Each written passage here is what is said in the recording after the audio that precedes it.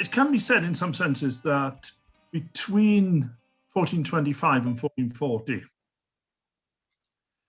that the Mortimer Retinue was in some ways dormant.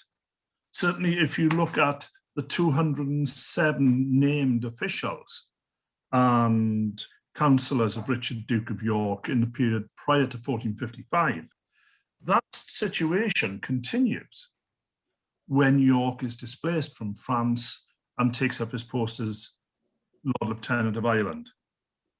Indeed, when he lands at Beaumaris on the 7th of September, Sir William Oldhall, a man from Norfolk, is still acting as York's Chamberlain, and York seems to be accompanied by a council that was constituted in his service in France 5 years earlier.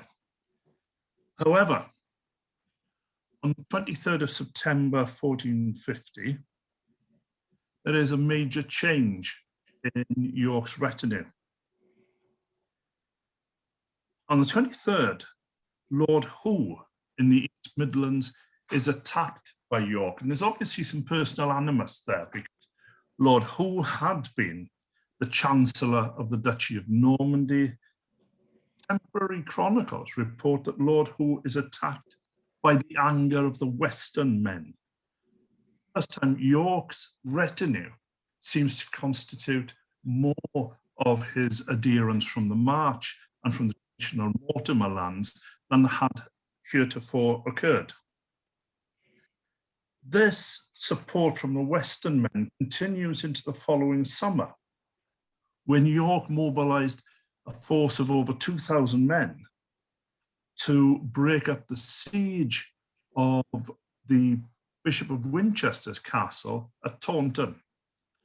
At that time, Lord Bonville and the Earl of Devon were engaged in a rivalry in the southwest, and Lord Bonville had taken refuge in the castle at Taunton. Besieged by the Earl of Devon, York rode to Bonville's rescue to ensure that one of the few supporters he had amongst the nobility was not charged with treason, and to protect effectively Devon's interests. Prominent amongst York's supporters at this point and within his retinue, and mentioned for the first time, is William Herbert of Raglan. Herbert, who's to be a fundamental figure within York's retinue, had until that time been a significant captain in France. His father had been one of York's councillors and also a councillor to Richard Beauchamp, Earl of Warwick. But Herbert's own career up to this point had been confined to Normandy, where he'd been a captain at Carentan with Sir Matthew Gough and involved in the final last stand for Normandy at the Battle of Formigny. Herbert's return and his mention in York's retinue at Taunton begins his elevation into the politics of particularly into South Wales. The following year, Herbert can be found acting as a servant of the Earl of Warwick in his dispute with, or nascent dispute with the with the Duke of Somerset over the possession of the lordship of Glamorgan, where Herbert, it would appear, is an enthusiastic supporter of Warwick's authority, so much so that the Abbot of Margam has to make a complaint against his exactions and complains to Warwick's brother Thomas Neville, the Sheriff of Glamorgan, from whom he received short shrift. This coalescence of Herbert's authority and office holding under Warwick and York makes him a prominent figure in South Wales and begins the accrual not just of local authority, but the accrual of a retinue that will act in York and Warwick's interest throughout the 50s. This is particularly emphasised after November 51, when York's Chamberlain and the signifier of his earlier retinue, Sir William Oldhall, is arrested for treason and subsequently takes up sanctuary within St. Paul's, excluding him from further political events. In the winter of 1452, York had initiated his campaign against Edmund Beaufort, Duke of Somerset. York, between 1450 and 1452, had a form of simmering resentment at the failures of Henry VI's government, particularly the failures of Henry VI's government to retain the conquests of Henry V.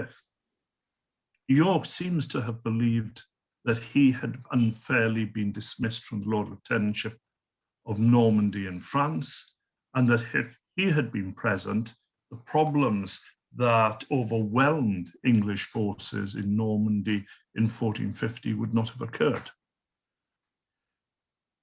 The lightning rod of York's resentment and his anger at the failure of his retention of a place within the military command of Lancastrian France was Edmund Beaufort.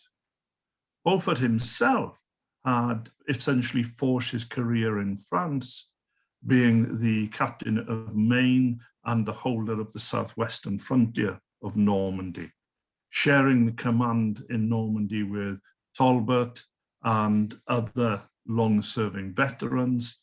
Edmund Beaufort had succeeded York in 1447 as the commander of English forces in Normandy, and then had presided over the complete and utter disintegration of the English presence within that province.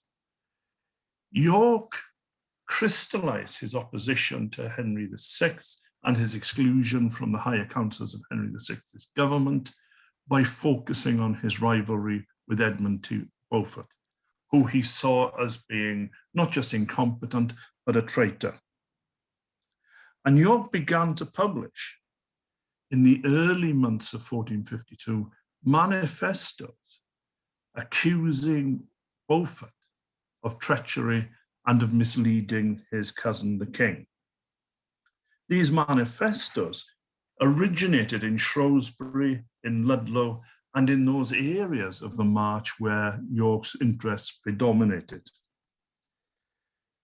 York was supported in this by Edmund Mulso and Fulk Ireton.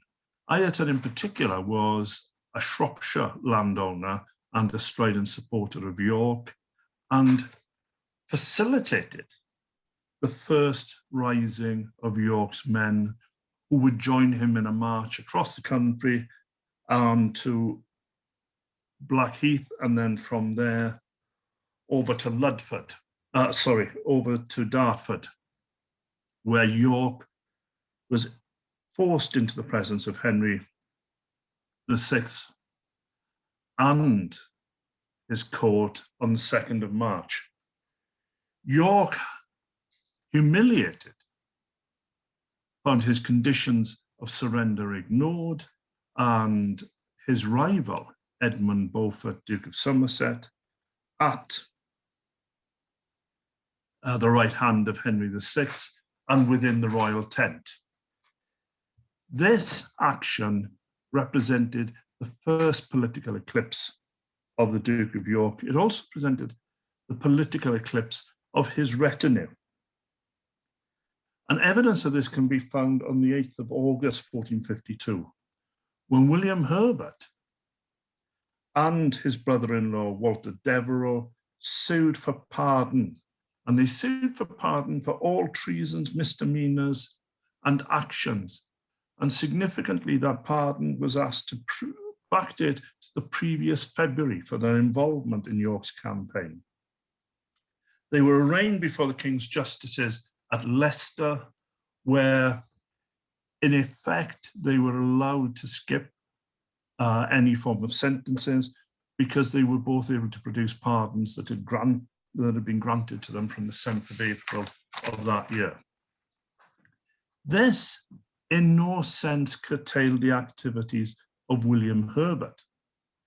William Herbert now began to concentrate with his relatives in supporting the Earl of Warwick's position within Glamorgan.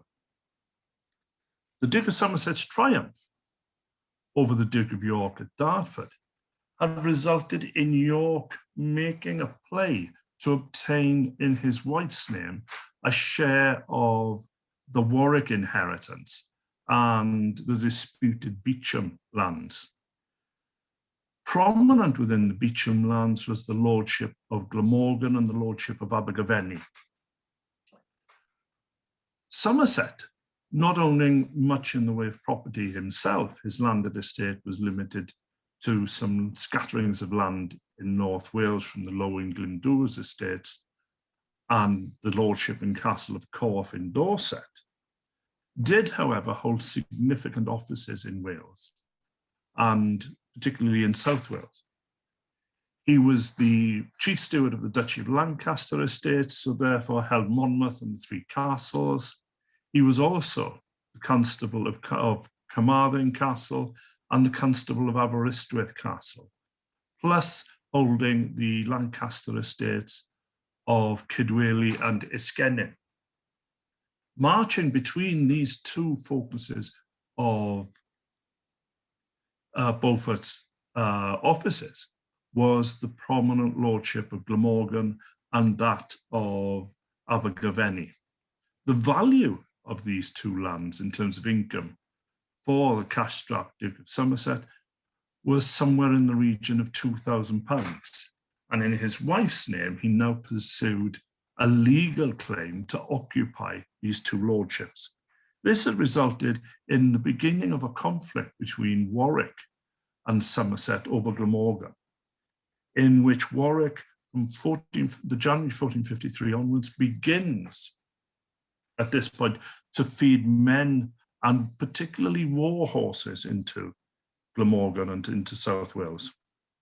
In the spring of 1453, this fighting escalates, and on the 19th of July 1453, Thomas Neville, as Sheriff of Glamorgan, William Herbert and 8 others are required to appear before the King's Council to answer for the calling of unlawful assemblies at Cowbridge and Cardiff Borough and Castle, and are chastised for holding Glamorgan as if it were a land in the midst of war. This aggravation between Somerset and Warwick escalated further when on the 20th of August, Warwick led a force of his own men from the West Midlands into Glamorgan, which had supporters which were brought in from as far away as Walsall, Stafford, and the West Bromwich area of the West Midlands. Warwick established at this point his base at Ross-on-Wye, between these two areas of influence that he held, and pressed his case against Somerset. The dispute went into some abeyance over the winter of 1453-1454, when Warwick had to answer a number of legal summonses and legal challenges on his hold on Glamorgan and Abergavenny, particularly from Somerset and from Somerset's ally, Lord Dudley. However, the dispute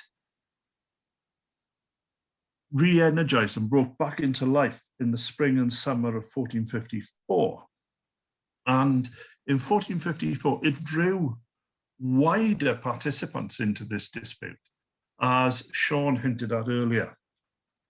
In 1454, in June, there is a number of disputes in the Malienydd area of Mid Wales, one of York's lordships, which are now being devastated by the family and retinue of Gruffydd ap Nicholas of Devereux, the Duke of Somerset's deputy within Carmarthenshire and the Southern Principality. In this area, we find Gruffydd ap Nicholas offering sanctuary and support for one Philip ap Howell of Nicholas, who'd been condemned for murder and arson in York's lordships and in the county of Shropshire by the King's Justices at Shropshire. More worrying for York is later on in the summer, in the middle of July, we find Gruffydd ap Nicholas in Hereford, and Gruffydd ap Nicholas is arrested and held by the mayor of Hereford for discussing sedition within the city. He is found with the enormous amount of £350 about his person, trying to instigate action against a number of York's retainers. He's only saved from serving a prison sentence in Hereford by the intervention of Sir John Scudamore, who's his son-in-law, having married Gruffydd ap Nicholas's daughter Maud, and establishing a link between Gruffydd ap Nicholas and his presence in West Wales and the Scudamores of Herefordshire. But Scudamore's protection of Gruffydd ap Nicholas reveals an attempt to effectively erode the authority of the Duke of York in Hereford and in a county which he saw principally as one of his own. This action in West Wales, in the South Wales and particularly in Herefordshire, seems to have prevented the attention or the attendance of many members of York's retinue from Wales and the Marches in his forces that he deployed at St. Albans. And that seems to have been a battle concentrated on by York's eastern and northern retainers. However, York's interest in South Wales and augmenting his position within the Marches is proven when, after his victory at the Battle of St. Albans and the death of the Duke of Somerset, York then takes over his offices of Constable of Carmarthen and Aberystwyth and obtains a grant of the Lordship of Builth. This is an extension of York's power, not just in East Wales, but way over into West Wales. And it causes problems of York's relationship for the Queen, because York's grant for the constableship of Carmarthen and Aberystwyth is for life, and that would exclude the right of her young son, Edward of Westminster, to appoint his own officials when he comes of age.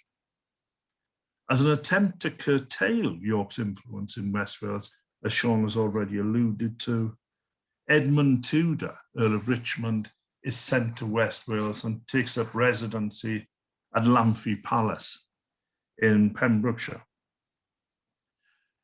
Tudor now begins to campaign to overturn York's gains from the Battle of St. Albans.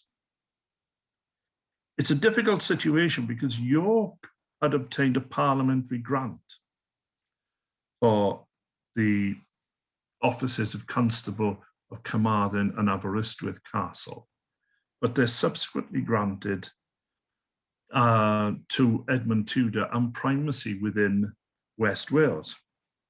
York initiates a programme by which his servants resist the encroachment of Edmund Tudor's authority in West Wales, and he endeavours at this point to retain the gains that he'd made. In the spring of 1456, to enforce this, we find William Herbert once again involved in conflict in Glamorgan, and this time he's in conflict with the servants of James Butler, the Earl of Wiltshire. Butler was the sheriff of Carmarthen and Cardiganshire and had been a close associate in South Wales with the Duke of Somerset, and his servants are obviously under attack at Cowbridge in the late spring of 1456. In response to this, Richard Herbert, William Herbert's brother, can be seen as an outrider advancing into Wales with 80 men at Ross-on-Wye on the 20th of June, where a royal commission requires him to answer for why he has such a large gathering.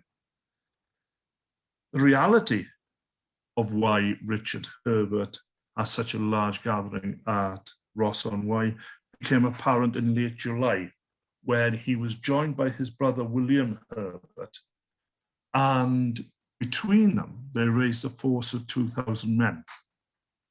This is the first time that we are able to pinpoint the changing form of York's retinue and its link with the old Mortimer heartlands.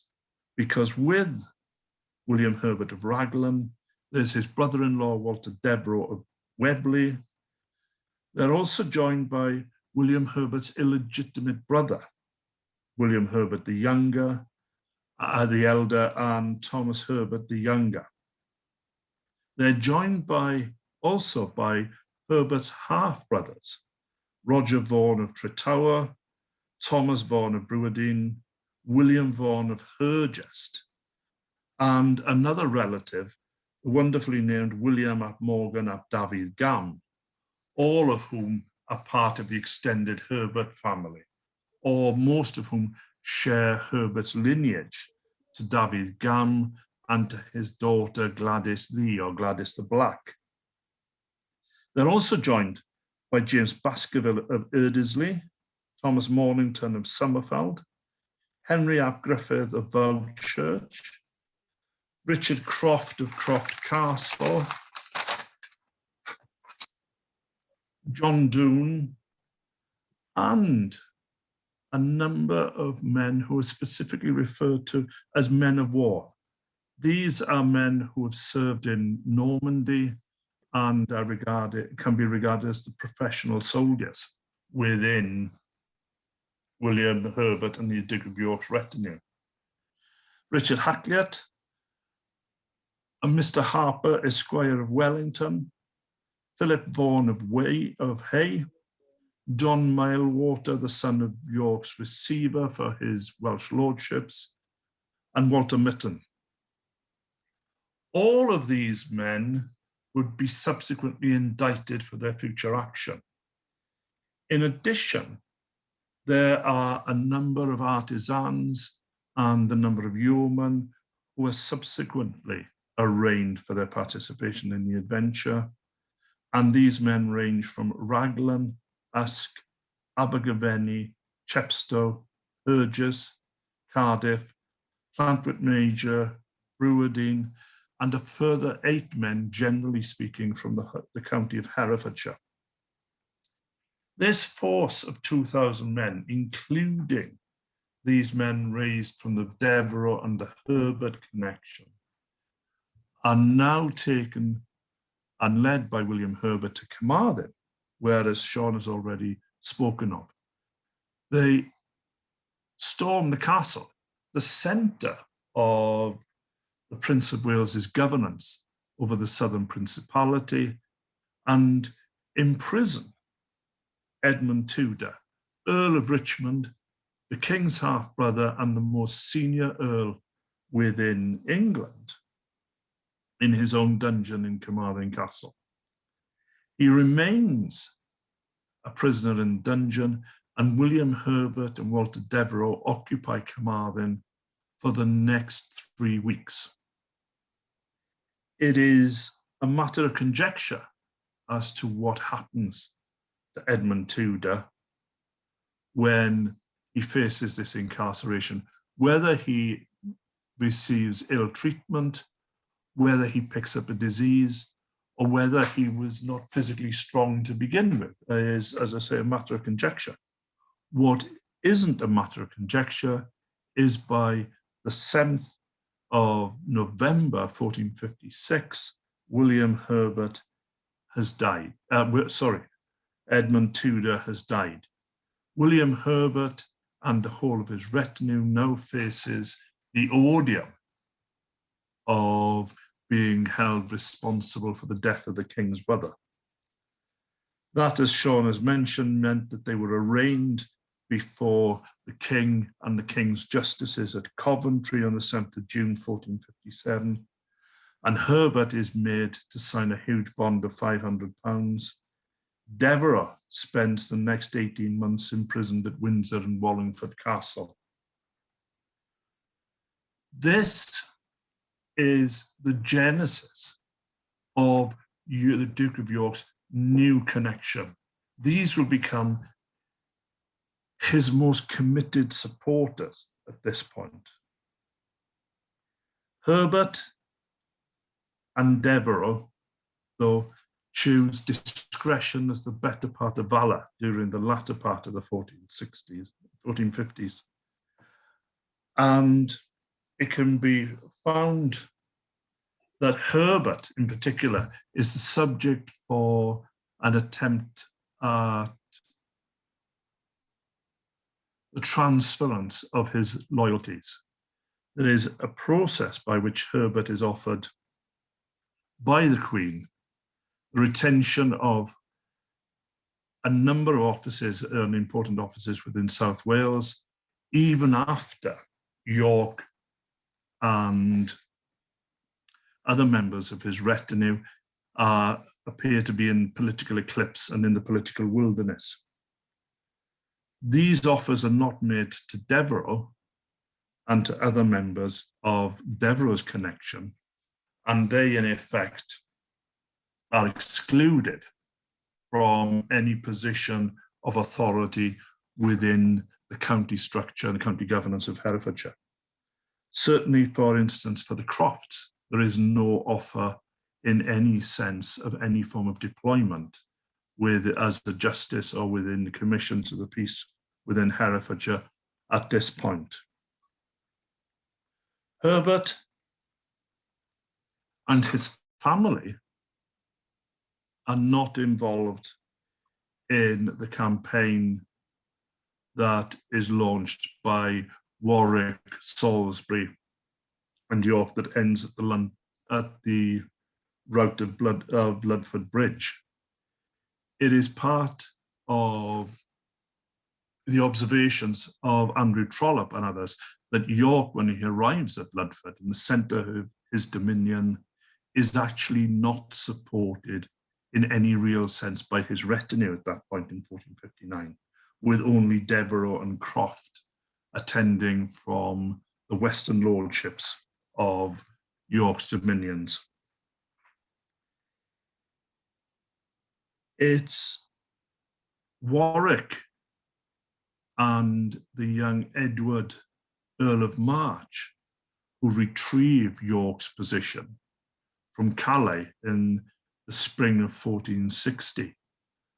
When they return from Calais, it is Warwick who wins effectively a political victory at Northampton with the turning of Reginald Grey of Ruthyn and his betrayal of Henry VI at that battle, that allows Warwick to obtain a comprehensive victory and obtain control over Henry VI.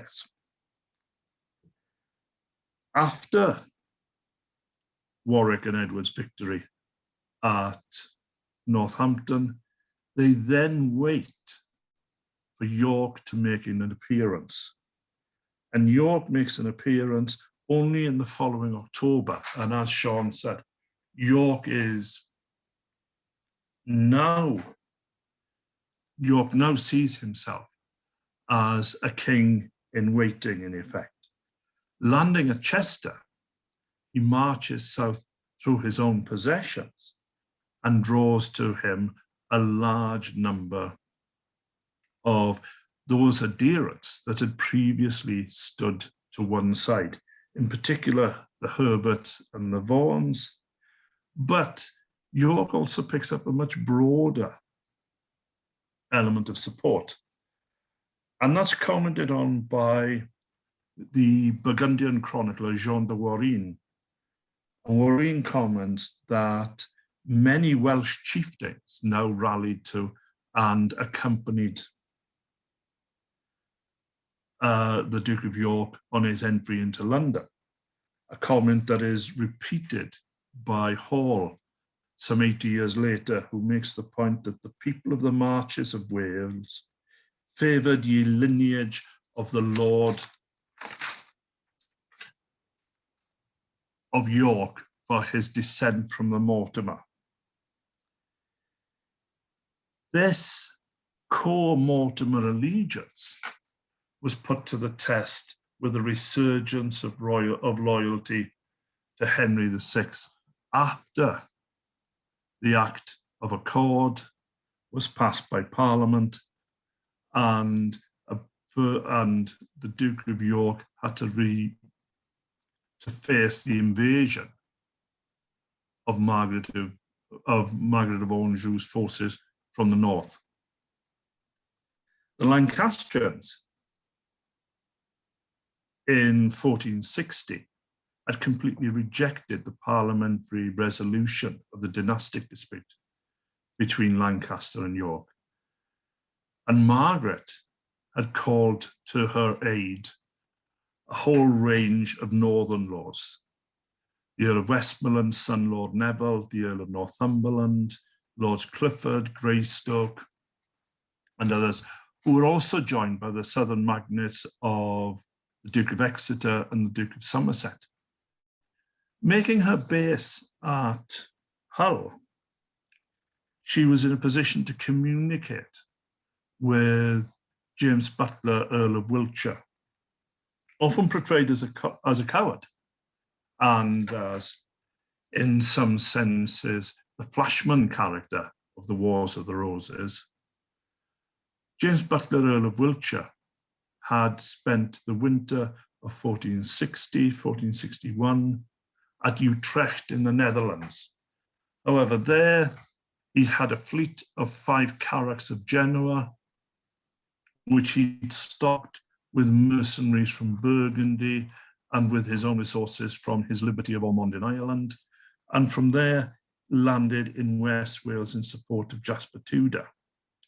The Lancastrian assault on the Yorkists was a more elaborate campaign than had previously been given credit for, with an attempt to synchronize 2 attacks at the same time. Having lured the Duke of York northwards and defeated him at the Battle of Wakefield, Margaret of Anjou was to bring her forces south and, as Sean said, to be joined by the forces of Jasper Tudor and the Earl of Wiltshire advancing through Wales. That coordination was prevented at Mortimer's Cross, where it can be seen the young Edward, Earl of March, now Duke of York, extended his connection by bringing with him James Lord Audley, a man who held the Welsh lordships of Kemys and Llandovery, Humphrey Stafford from Dorset, John Lingon, and most importantly as well, Lord Grey of Wilton, another Herefordshire peer. Also joining them was John Doon and Richard Doon from Kidwelly in West Wales, and Richard Croft and his brothers. This, as Sean has said, formed the core retinue that would fight the Battle of Mortimer's Cross, and a homogeneous group of men from a particularly tight-knit environment. If we look at the majority of those who participated in Mortimer's Cross, as Sean said, they come from the area of West Herefordshire, stretching from Raglan, Abergavenny, north to Webley, into southern Shropshire and the Corbett lands there. It's a very, very tight, it's a very, very specific group of family lineages that has been long integrated into local society. Added to that are the extended kith and kin of the Herbert family and their half-brothers, the Vaughans, which dominated southeastern Wales at this time.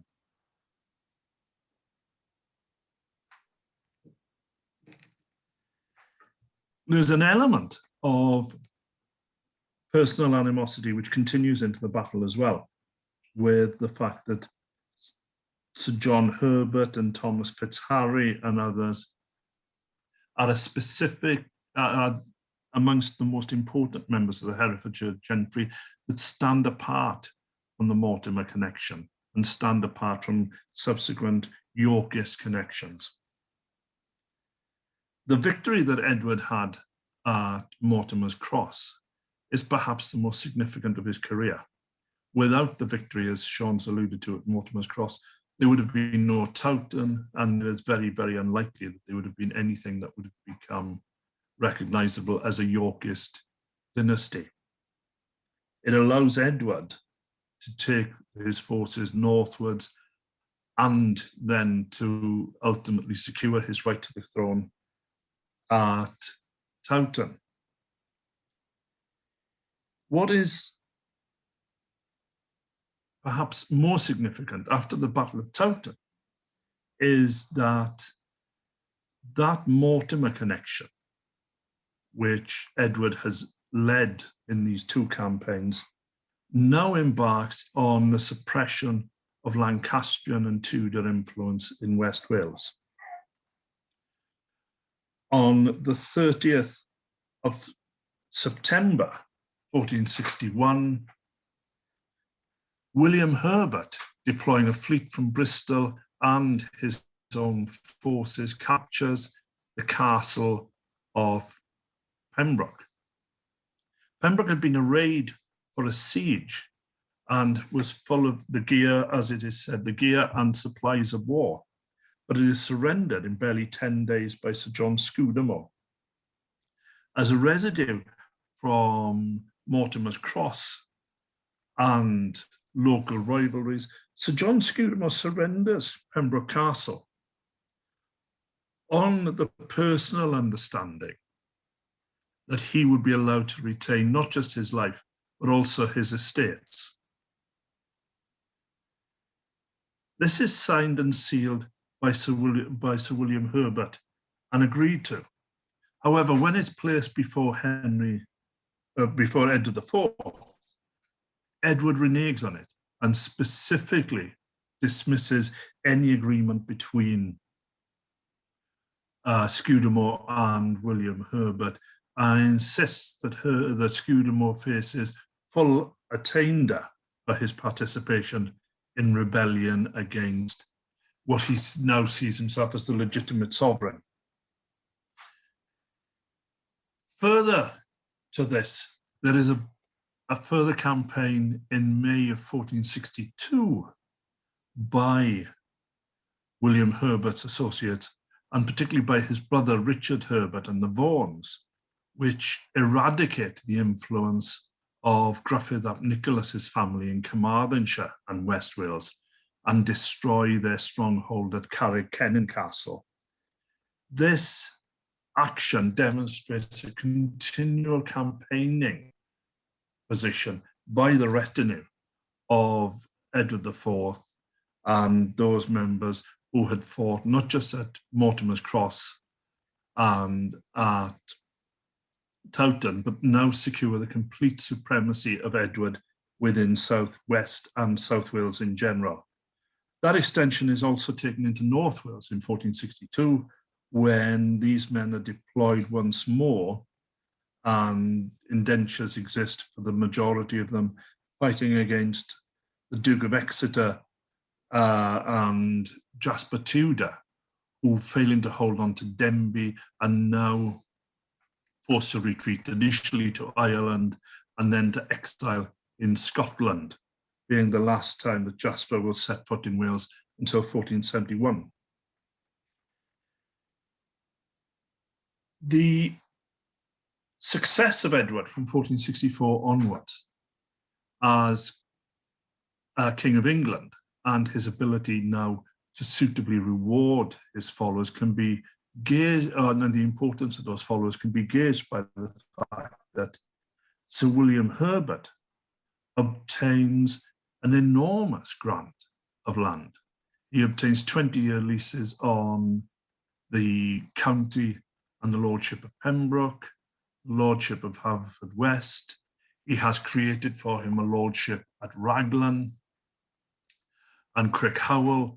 He obtains the lordship of Glamorgan, the constableship of Brecon Castle.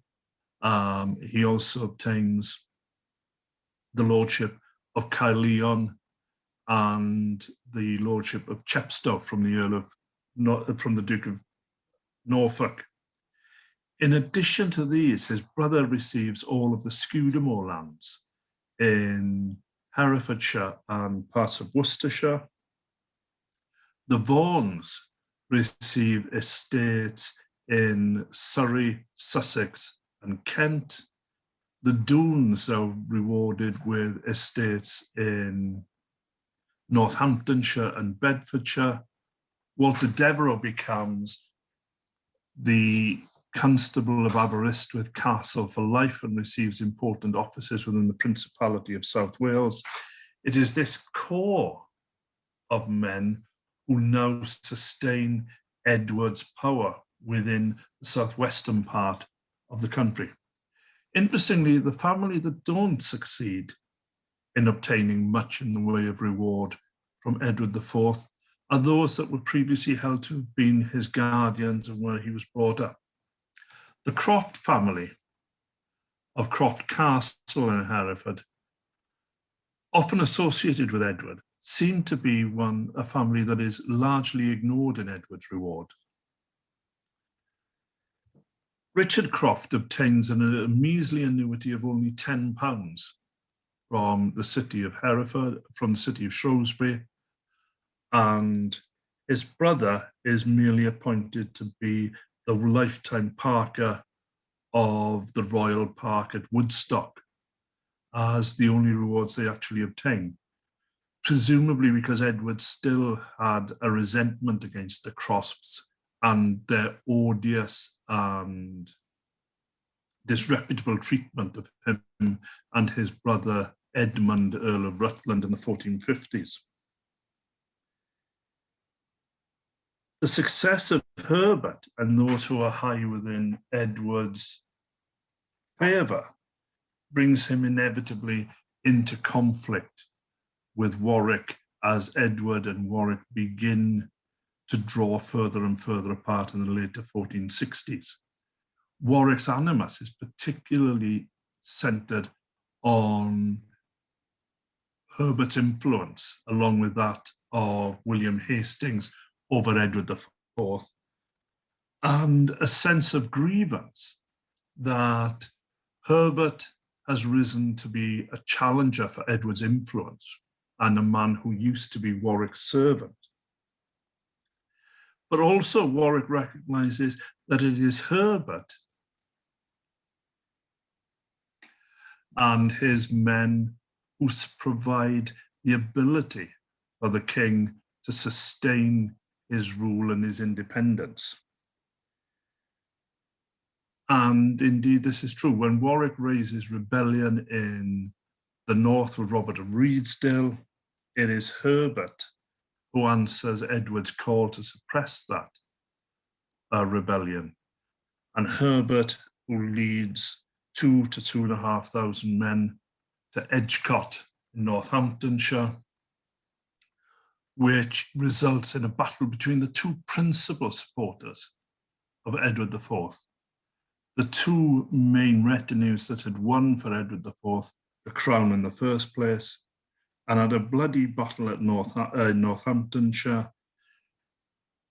The original supporters of Edward IV was left as a residue of the Mortimer Retinue, are defeated on the field and leave 2,000 to 2,500 dead. 350 prominent Welsh families, it is said, lose significant members, and Richard Herbert and William Herbert, Earl of Pembroke, are taken into Northampton town centre, where they are executed along with 10 others.